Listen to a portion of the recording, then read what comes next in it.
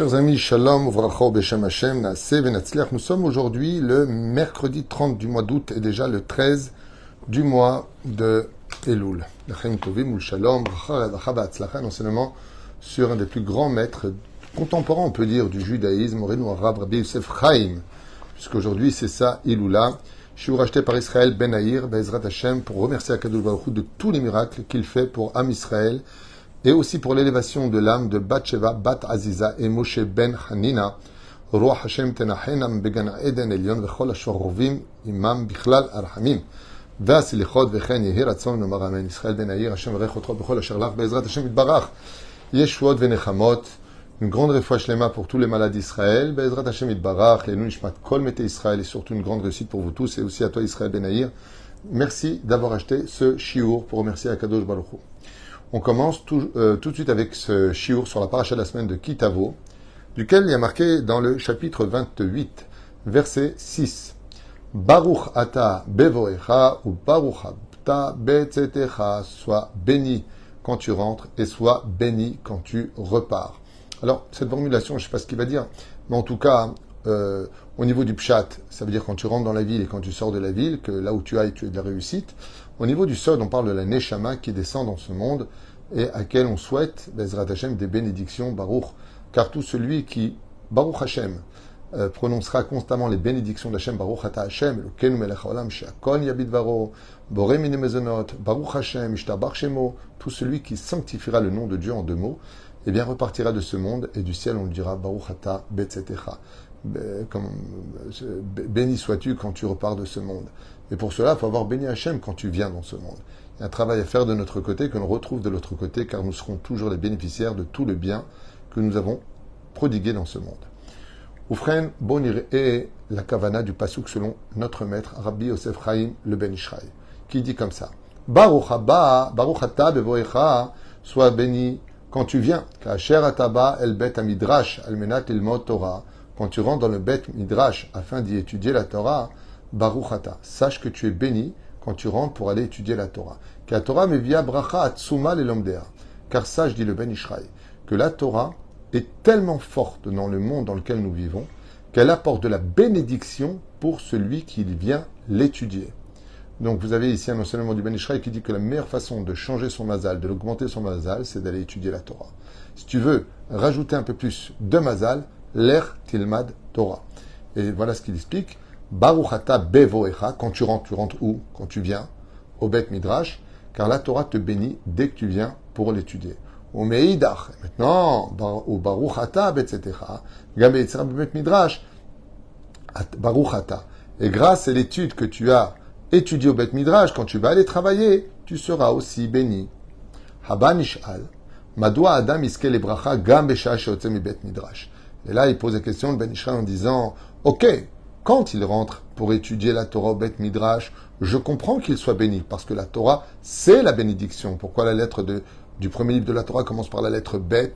Parce que c'est la lettre du mot Baruch, c'est la lettre du mot bénédiction.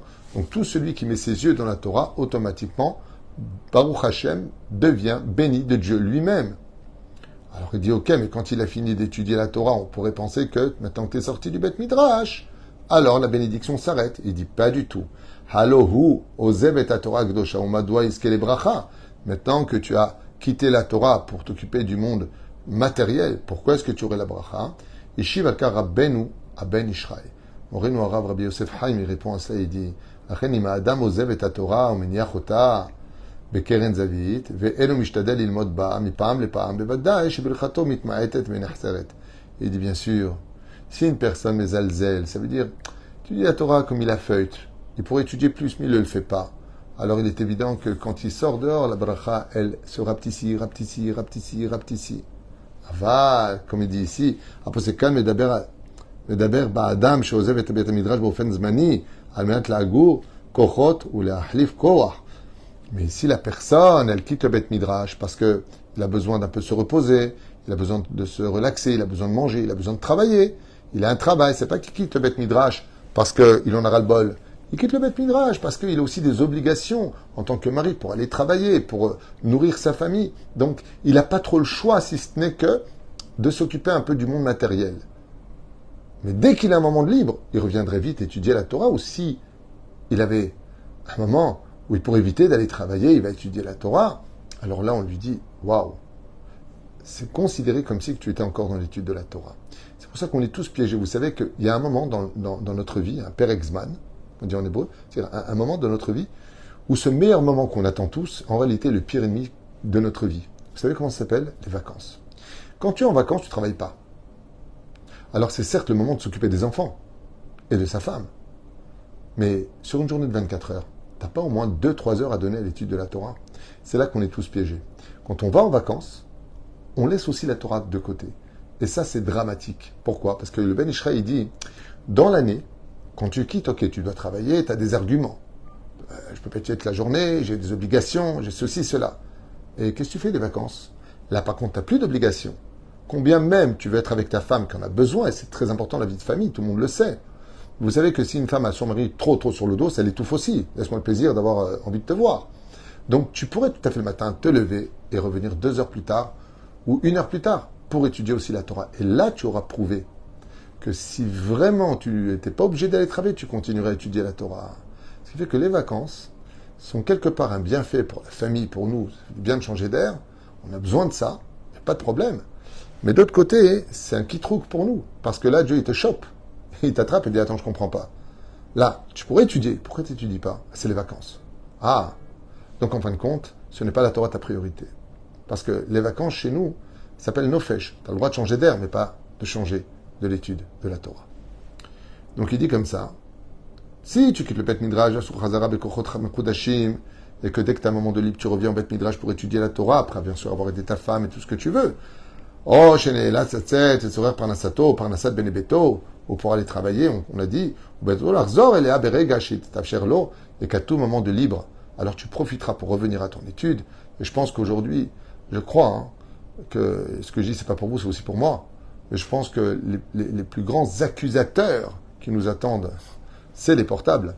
Les portables, il dit, j'avais pas le temps d'étudier, je travaillais, j'avais pas le temps. Et combien de temps t'as passé sur ton portable? Si tu l'avais passé dans l'étude, tu aurais fini le chasse. Il faut qu'on fasse tous chouva là-dessus, Ahmed. Il faut qu'on quitte cette addiction au portable. Nimtsa, chez Adam, on écoute des cours de Torah sur portable, c'est valable. Mais franchement, on est franchement toute la journée en train d'écouter des cours? Non. Ah, que Dieu nous aide. Nimtsa, chez Adam, c'est Gam beshat yetziato mi bet midrash, Torah Gdosha nimtzet berosh ubinyan, lachen makom sheilech. Il dit le Ben Ishraï, si quand tu quittes l'étude de la Torah, les livres d'études, mais que tu prends la Torah dans ton cœur avec toi, là où tu vas, et que dès que tu as un moment de libre, tu lui montres de l'amour et de l'empressement, eh bien sache que la bénédiction qui était avec toi, Bet Midrash, t'accompagne sur tous tes chemins à l'extérieur. La Torah immobelibo. Al ishje amra Torah ou baruch hatab, etc. Le Ben Ishraï dit, et c'est ça qu'on est en train de te dire. Au baruch hatab, etc. Partout où tu iras, partout où tu sortiras, sache que la Torah de Bet Midrash t'accompagnera. Pourquoi? Parce que tu n'es pas déconnecté d'elle. Comme le disait d'ailleurs le Rabbi de Lubavitch, ça ne t'empêche pas, quand tu es en plein travail, de voir la spiritualité aussi dans le travail que tu fais. Tu vends des vêtements, Baruch Hashem, Albi Sharumim, tu habilles les gens, tu fais des chaussures, grâce à toi ils vont pouvoir marcher sans se blesser. Il y a toujours un moyen de trouver, dans la Chassidoute, l'enseignement de la Chassidoute, il y a toujours un moyen de trouver de l'avodat Hashem, de travailler pour Dieu, quoi que tu fasses dans la vie. Baruch Hashem. Même tu vas boire un verre avec un ami, c'est Gnout Rasadim, lui remonter le moral, lui donner des solutions, faire la paix entre lui et ses amis, lui et sa femme. Ezrat Hashem, toujours une petite occasion de prends Hashem avec toi. Alors, partout où tu vas, tu seras béni. Et donc, comme ça, il explique. Et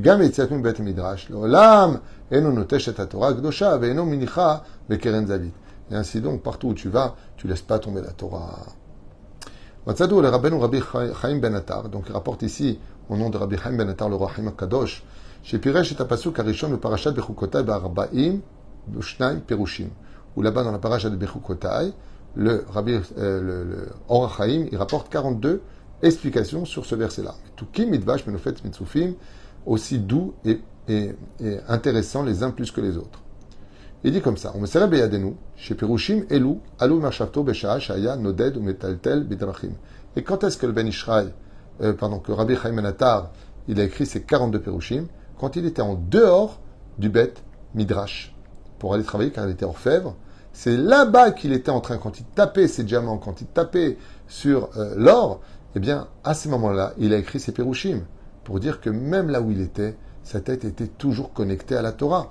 Comme Rabbi Yosef Chaim, vous savez que Rabbi Yosef Chaim, j'ai lu dans sa biographie, qu'il a écrit une partie de ses livres à dos de chameau. Parce qu'il vivait à Bagdad, et pour se déplacer, les ânes, c'est pas la meilleure solution. On s'enfonce dans le sable, et les chameaux ont des doigts larges, ce qui fait qu'eux, ils s'enfoncent pas. Haut de taille, avec de grandes jambes. Et le Ben Ishraï, sur dos de chameau, il a écrit sous un soleil brûlant les pérouchim que vous aviez. Alors on posait la question, tu sens pas la chaleur? Il dit, quand j'écris la Torah, je suis dans l'eau. En Maïm et la Torah. Et donc, quand j'écris la Torah, je ne fais pas attention s'il fait chaud, s'il fait froid, je suis pas là. Il est connecté à la Torah en plein, incroyable, en plein voyage. C'est pas dans une Mercedes, c'est un dos de chameau. Veoto begalut, caché au mara, les mesher shana shlema, שנגזר עליו משמיים, מפני ששמע אדם יאיר וגס רוח שזלזל בתלמיד חכם, אני, והוא לא מחה בידו. Sur un brot, il est noded bedrachim. Qu'est-ce qui s'est passé pour lui? Rabbi Chaim Ben Attar, il a entendu un jour un homme qui a dit du mal d'un Rav, un Talmid Chacham, et Rabbi Chaim Ben Attar n'a rien dit. Quand il est parti, il s'est rendu compte qu'il s'est rendu coupable de quelque chose de très grave, car quand on dit du mal des rabbanim, des vrais rabbanim, je ne parle pas de gens qui se font passer pour des religieux et qui pratiquent la pédophilie ou qui pratiquent des choses ou qui sont là pour l'argent des autres, ou qui sont là pour essayer de briller, ou qu'on leur donne du respect, du kavod. Je ne parle pas d'eux, je parle des vrais rabbanim. Il n'y en a pas beaucoup des gens comme ça, sachez-le. Mais il y en a quand même, et ça fait grosse tâche quand on en trouve un, malheureusement. Mais la majeure partie des rabbanim sont élogieux, et vraiment, partout où vous êtes, n'oubliez pas que c'est pas facile d'être rave, c'est pas facile d'avoir une communauté, c'est pas facile d'avoir des responsabilités, c'est pas facile d'être tout le temps parfait, c'est pas facile d'être un rave, sachez-le. Il y a des moments aussi où on a le droit d'avoir des moments de faiblesse. La reine, quand c'est un Talmid Chacham, c'est le Kavsrout. Et là, Rabbi Chaim Ben Attar, il voit un Talmid Chacham qui se fait humilier, qui se fait dénigrer en public, et il dit rien. Qu'est-ce qu'il a fait? Il s'est donné 1 an de galoute, sans dire qui il était, ne jamais dormir le même endroit, la même nuit. Vous imaginez un petit peu, pour un homme comme lui, ce que cela représentait. Et c'est pendant cette année-là, pendant ces moments-là, qu'il a écrit ses pérouchim les plus élogieux sur les parachutes de la semaine Rabbi Chaim Ben Attar. Pour dire que même sur la route, même en tant que vagabond, même d'un endroit à un endroit, c'est là-bas qu'il a écrit sa Torah. Lamrot, Eyot, Noded, Bedrachim, Betnaim, Kashim, dans les conditions les plus terribles, les Boaya, Oget, Tadir, Betorat, Akdosha, Be'aya, Mechadesh, Babeinyan, Mitgaber, Kenahar, Be'ezrat Hashem, Sheno Posek. Et c'est là toute la Gdusha, dit le Ben Ishraï. C'est celui qui est capable, Oubler Techabat Derech, même sur ton chemin. Par exemple, quelqu'un m'a raconté que sur la route, plusieurs personnes m'ont raconté cela. Il écoute des cours de Torah, entre autres les miens, comme ça. Et je dis, tu sais que c'est très bien ce que tu fais, pas parce que c'est mes cours, même si c'est le cours d'un autre rave, il y a beaucoup mieux que moi. Mais d'être sur le chemin et d'écouter de la Torah, c'est magnifique. Au lieu d'écouter des ch'touillots, au moins écoute de la Torah, tu te remplis.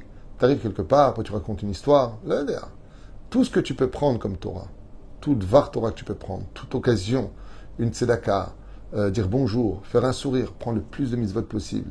Pas parce que c'est ce que tu es, pas parce que c'est ta nature, parce que c'est une mitzvah. Et ainsi donc, l'étude que tu as eue du matin, même 2 halachot que tu as pris avec ton Bet Midrash, à la Bet Knesset, sache qu'elles vont te bénir toute la route. Pourquoi? Parce que toi, tu les as pas lâchées, alors la bracha ne te lâchera pas.